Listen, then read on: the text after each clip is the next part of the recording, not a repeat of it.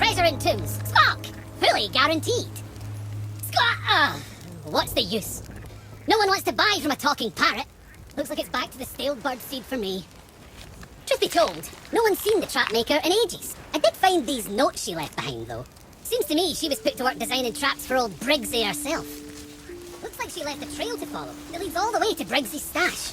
Maybe you can use them to track it down. Squawk, just watch your step. The trap maker has a very particular sense of humour. Maybe come tell your old mate Salty if you find her, yeah? Not that it's partly his fault she was kidnapped or anything, you understand, but... Squawk! Squawk! Bye for now!